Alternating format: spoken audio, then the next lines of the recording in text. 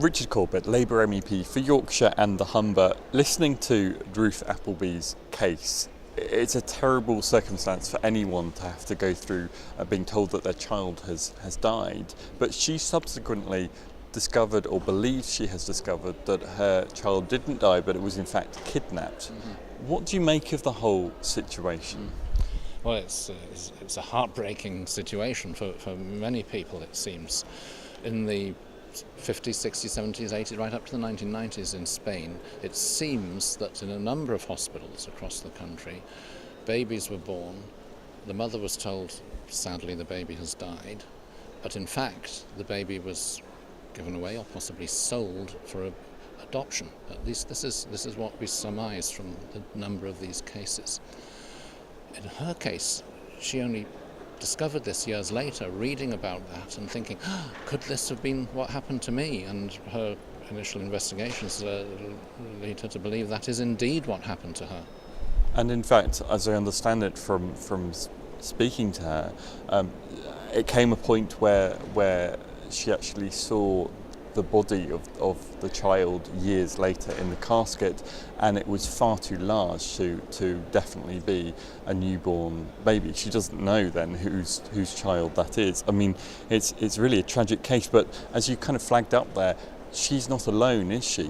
In Spain, it seems there are thousands of these cases. Just give an idea of how big this problem could be from what we know. Well, it seems that it's so big that it may well have been some sort of organised system that people had, in which, whether that's true or not, they need to be investigated, each one of these cases.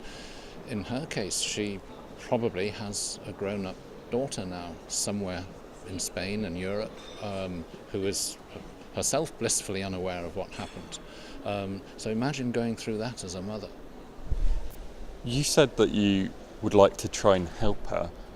What can you do? What have you offered to do to help her?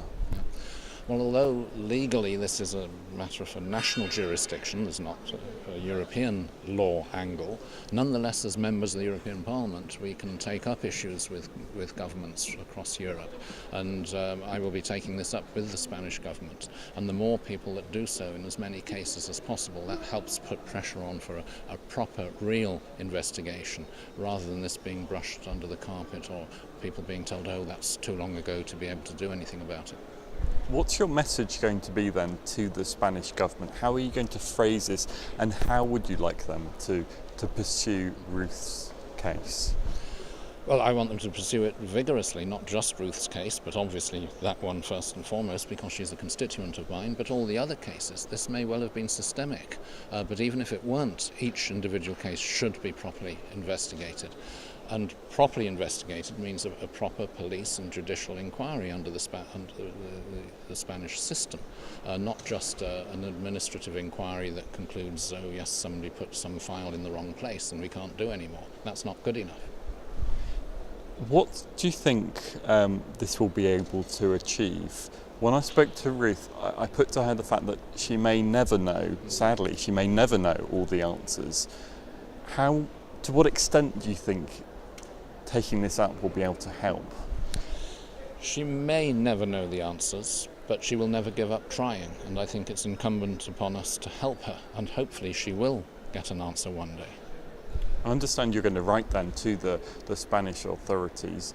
Presumably you'll be asking them to come back to you.